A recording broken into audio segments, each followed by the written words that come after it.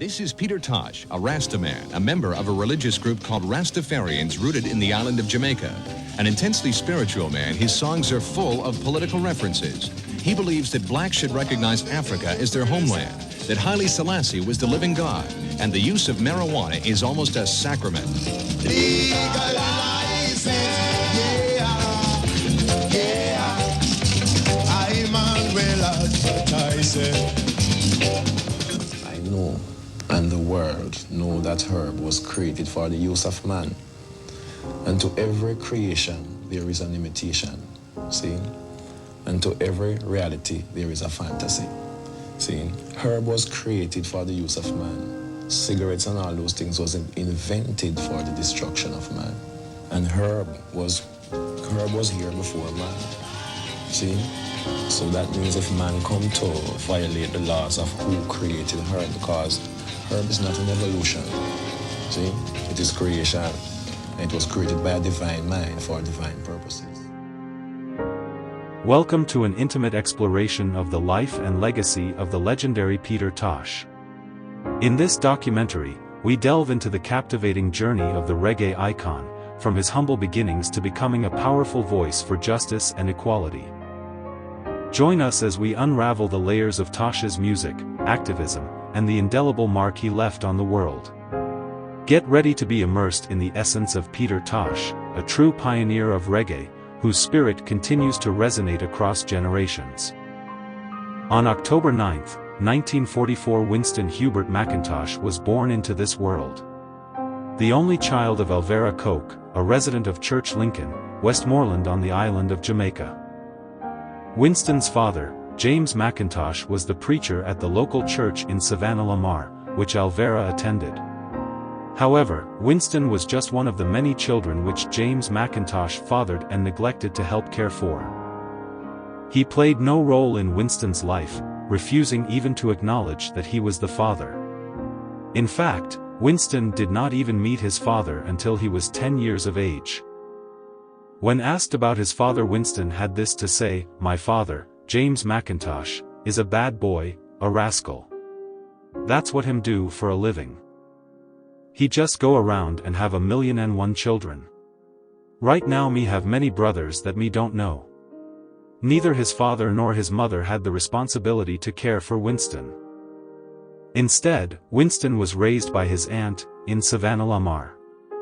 Once Peter was asked if his aunt who raised him had a lot of influence in his life, to which Tosh responded, "No. No. Never." Tosh continued on to say this: "See, I was 3 years in size, but 50 years old in the mind, seen. Because I was born with matured mind, and born with a concept of creativity, and any time there's a controversy within me, it create an inner conflict, seen? And any time that inner conflict is created, something is wrong, so you must internally investigate it. And with that mind, I grew up with that mind. I like, and I love everything that is right. Seen? I was born, raised in righteousness, not to say that my parents was righteous, because they did not know righteousness.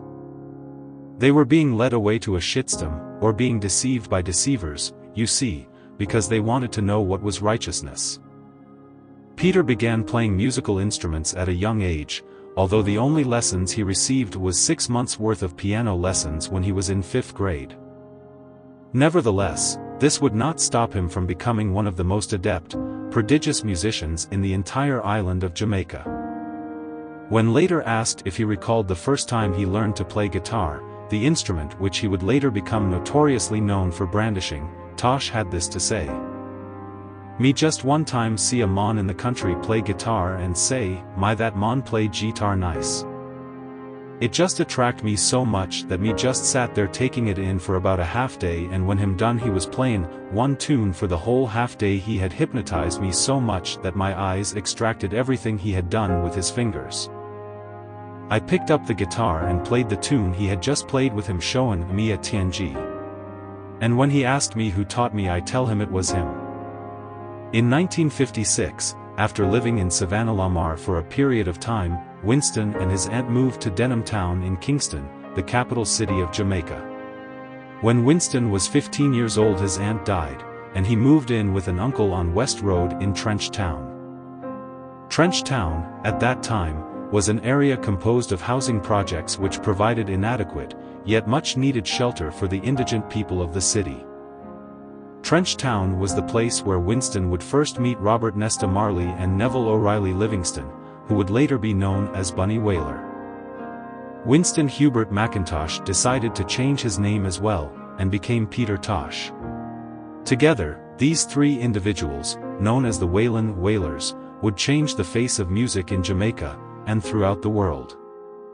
Joe Higgs, the group's first mentor, remembers the band's earliest days. Peter came from the country when we were living in Trench Town. He had some family that were cabinet makers and they used to sell syrup. That's how I first saw him. He was introduced to me by Bob Marley, because they wanted to form a new group. They practiced and became perfect. According to Tosh, the three began singing together in 1962, and formed the Wailing Wailers around 1964 to 65. Peter asserts that he was the beginning of the group, as he was the only one who played an instrument, and that he was the one who taught Bob Marley to play the guitar.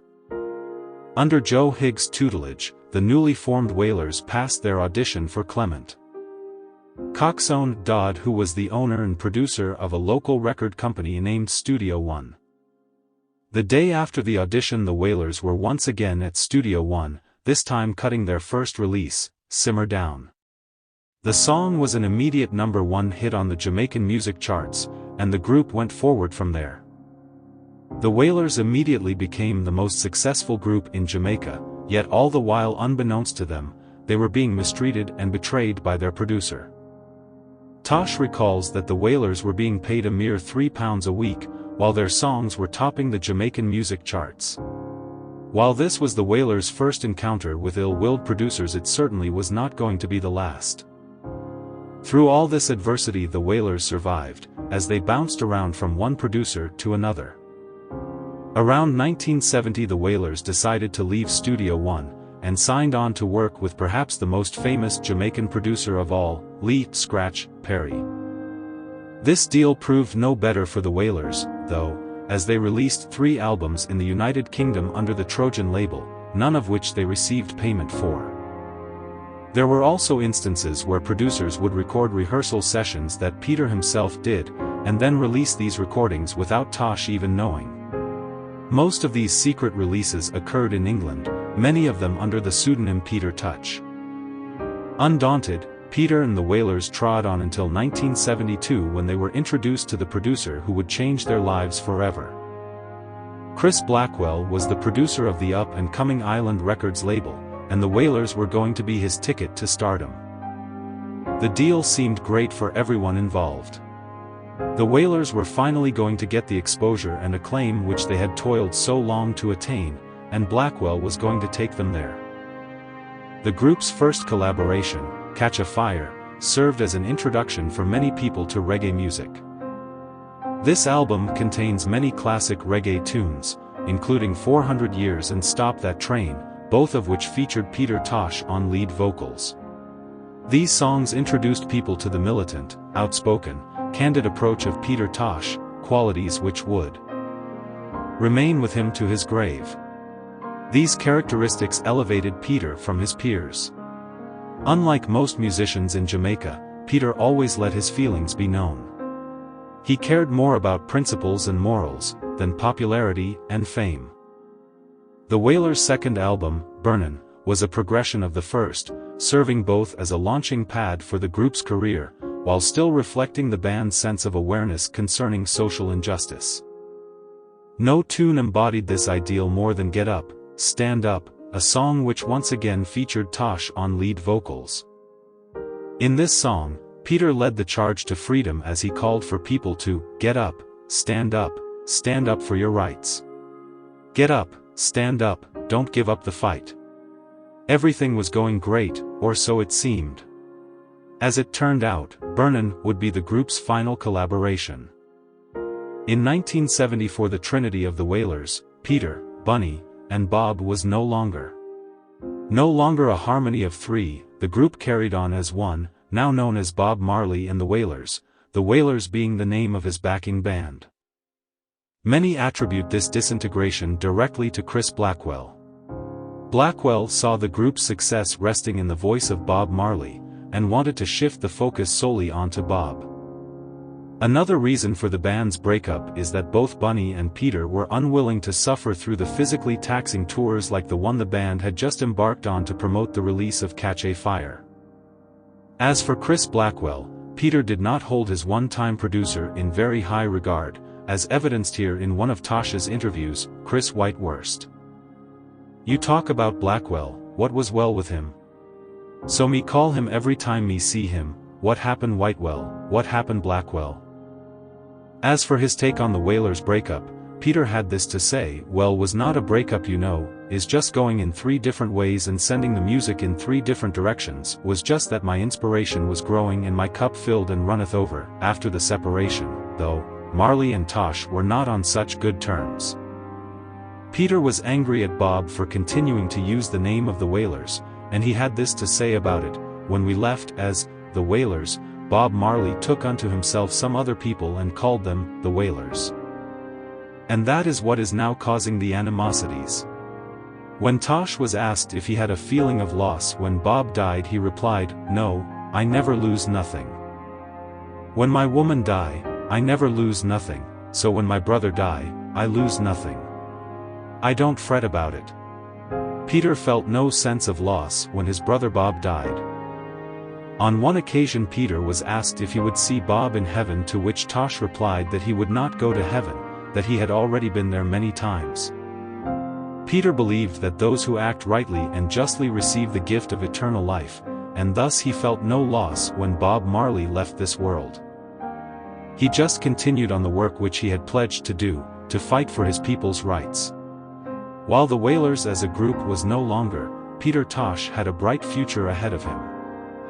When Peter was asked about his future as a solo artist, he replied, "Now, today in this September of 1976, I am a new man again, as I have just recently come to realize it."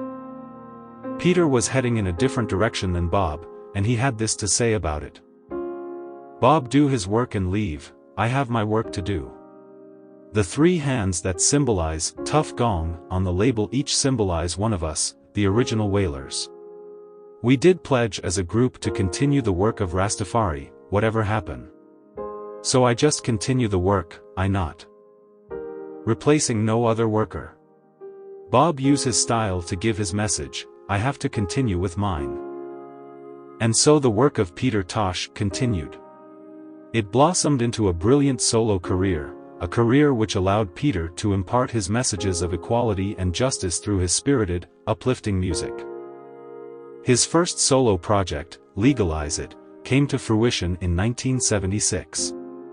The album's title track, Legalize It, called for the legalization of marijuana in Jamaica. Tosh believed that marijuana, or herb, was the healing of the nation. Peter felt that herb gave the small man a brief solace from the problems of everyday life. To Peter, herb was a source of inspiration. He wrote all of his songs after he smoked herb because it gave him spiritual enlightenment. He felt that this was why the government had declared it illegal, as a means of keeping the people down. The song caused such a great controversy that it was banned in Jamaica. As a result, Peter was now seen as an outlaw and a threat to Jamaica's old, established system, or shitstem, as Tosh would put it. Peter was a revolutionary, a freedom fighter who always spoke his mind, and was not afraid to seize an opportunity to expose the inequities of Jamaican society. This conduct culminated in his performance at the One Love Peace concert. At the time, Jamaica was experiencing a political civil war. Kingston was the site for the battle, which pitted Prime Minister Michael Manley, of the People's and National Party, against Edward Seaga and his Jamaican Labour Party. In hopes of resolving this problem plaguing Jamaican society, a concert was arranged. The concept behind the concert was that instead of all the fussin' and fightin', there should be one love for all brethren, and peace on the island of Jamaica. The organizers of this event got the biggest acts in reggae music to agree to perform. Included in this group was Peter Tosh, as well as Bob Marley and the Wailers, who were the headline band. It was at this concert that Peter took the opportunity to lecture the audience, which included Mr. Michael Manley himself, about the injustice of the Jamaican shitstorm. This diatribe, as Peter liked to refer to his speeches, or diatribes, that he gave, including the following statements directed at both the Manley and Sega. Me glad all the Prime Minister is here and the Minister of Opposition and Members of Parliament. We can't make the little pirate dem come here and rob up the resources for the country. Because that is what dem been doing a long bloodbath time. I am not a politician, but I suffer the consequences. Never before had such a public figure openly insulted and contested the Jamaican regime. That is what separated Peter from the rest of his peers in the Jamaican music industry. While Bob Marley decided to go more mainstream and easygoing, and Bunny became somewhat reclusive and unnoticed, Peter continued on in his same staunch, militant manner. This gave the people of Jamaica a strong leader whom they could trust to hold his morals steadfast in the face of adversity. It is not a coincidence that just 4 short months after Peter's verbal assault on the powers that be in Jamaica, that he was beaten to within an inch of death by as many as 10 police officers. This, however, was just one of many cases of police brutality involving Peter Tosh. These attacks did not stop Peter, though, as they seemed to just make him madder and stronger. Peter loved the limelight, not because of the attention he got, but because of the issues it allowed him to bring attention to. While these physical attacks did little to censor Peter, it was the ethereal attacks which put fear into his heart. In the middle of the night, before daylight, I was attacked by evil forces, seen. Spiritual evil forces that cause my mouth to cease from function, cause my hands and legs to cease from moving. Is only my mind that was in function, and my 2 eyes. As close as 4 of my friends was to me, which was about 12 inches away, I could not tell a man nothing, or ask a man to do anything to help me, and I was on the brink of what you call death. Scene. It started with these 3 men here. Scene.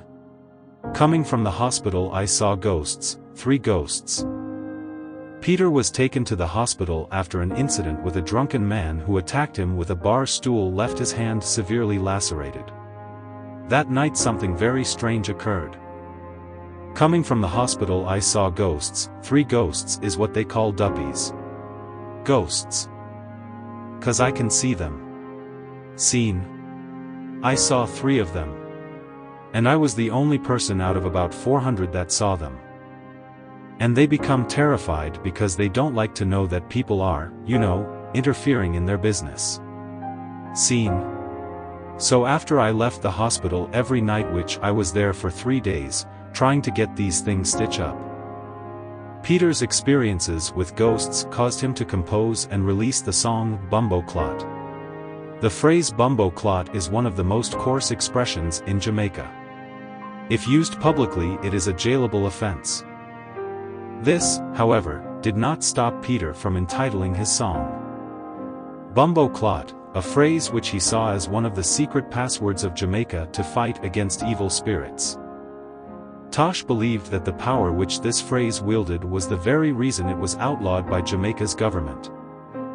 During his aforementioned late-night encounter with duppies, Peter found that the only thing that could free him from his paralysis was to say, "Move ya Bumbo Clot."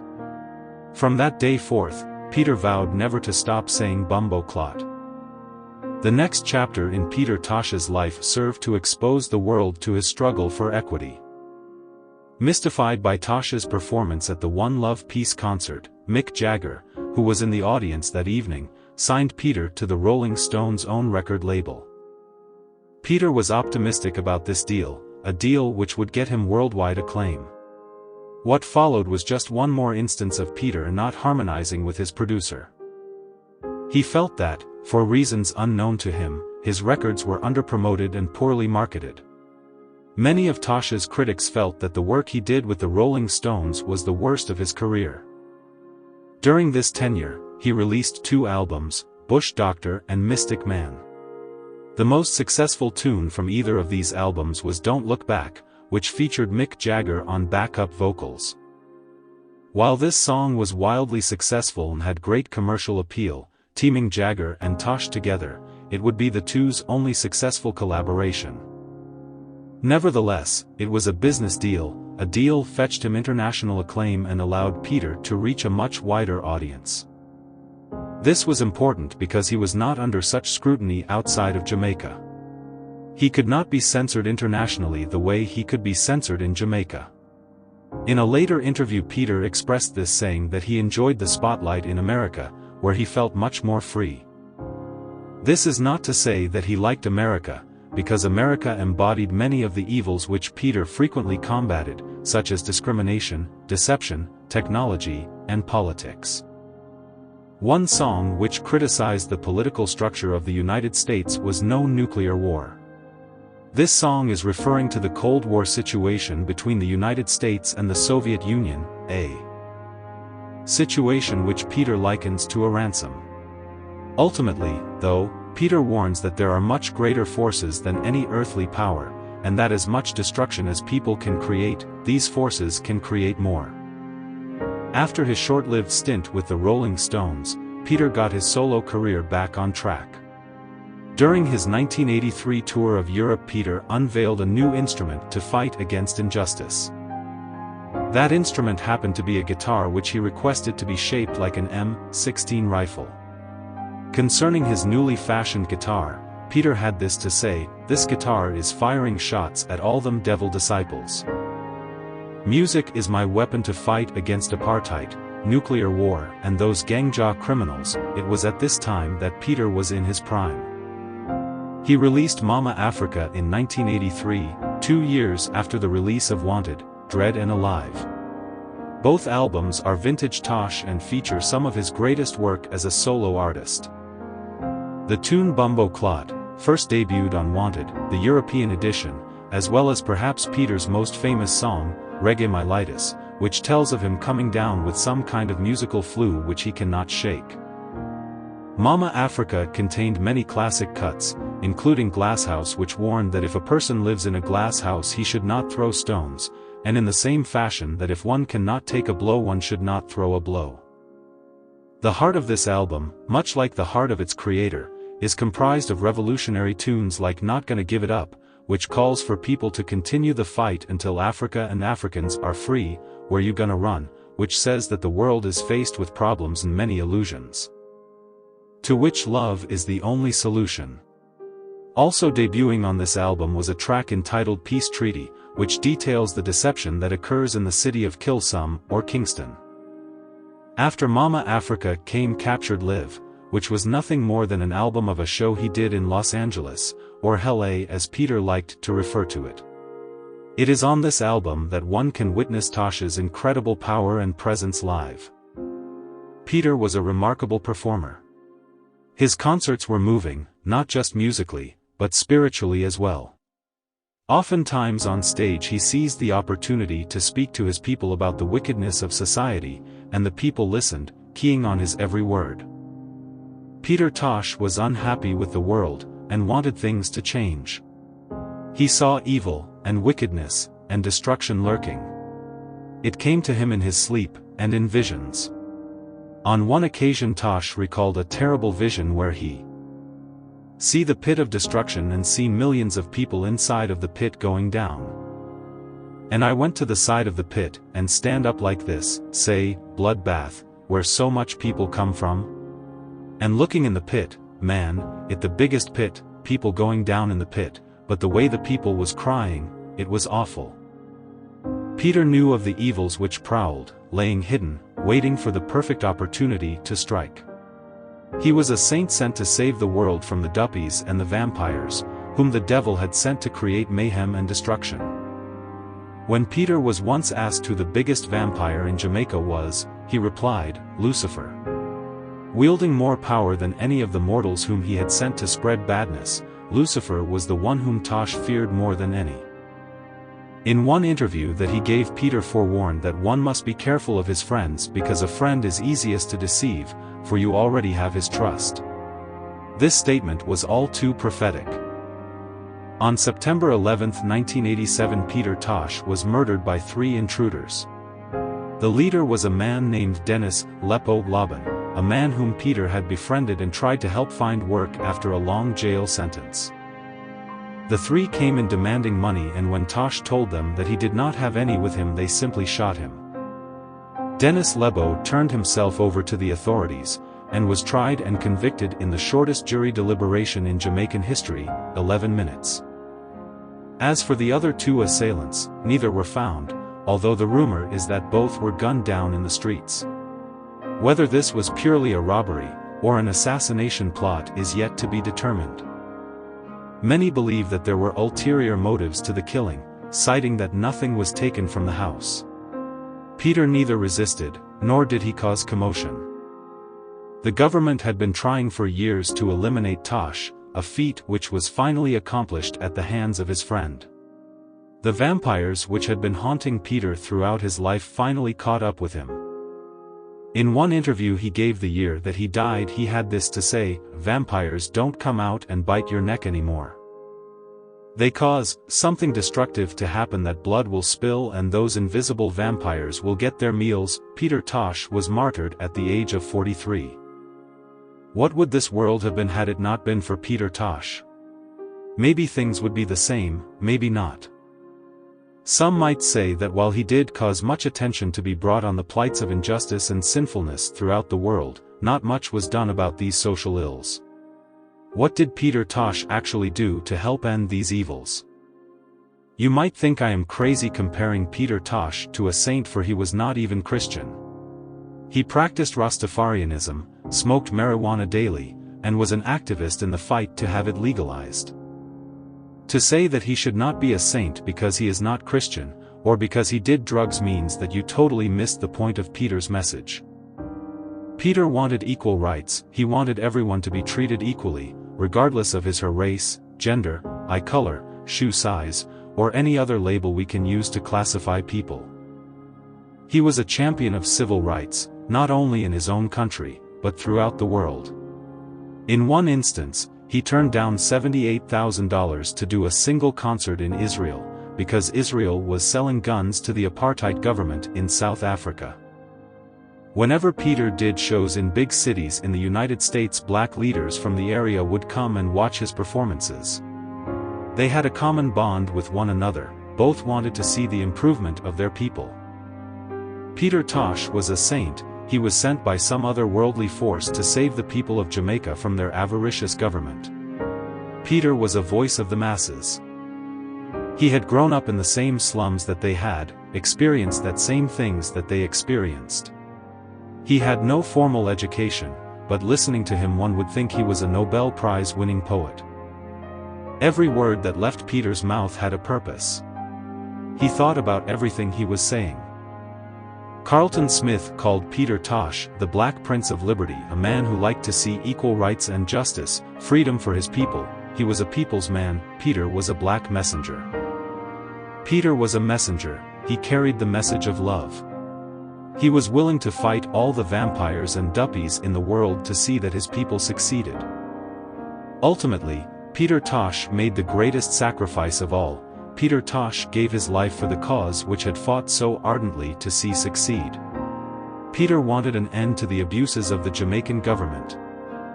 He saw all the hypocrisy and filth and the corruption that there was in Jamaica and throughout the world, and he wanted to see an end to it. Unfortunately, Peter never got to see his dream fulfilled. Maybe someday he will. While Peter may have left this world, he did not die, for he had the gift of eternal life. I believe that Saint Peter is watching over all of us, still fighting his battle against the devil. Somewhere, Peter is playing his sweet reggae music and lulling the devil, the beast, into a false sense of security, just waiting for the opportunity to expel the evil once and for all. Here's to Saint Peter, the patron saint of reggae music. As we conclude this enlightening journey through the life of Peter Tosh, let his enduring spirit reverberate in your hearts. Tosh's unwavering commitment to truth, freedom, and the soulful rhythms of reggae have left an indelible mark on the world. As his music continues to echo through time, may this documentary serve as a testament to the enduring legacy of a man who fearlessly spoke truth to power. Let us carry forward the torch of Peter Tosh's legacy, embracing his vision for a world filled with harmony, justice, and the unifying power of music.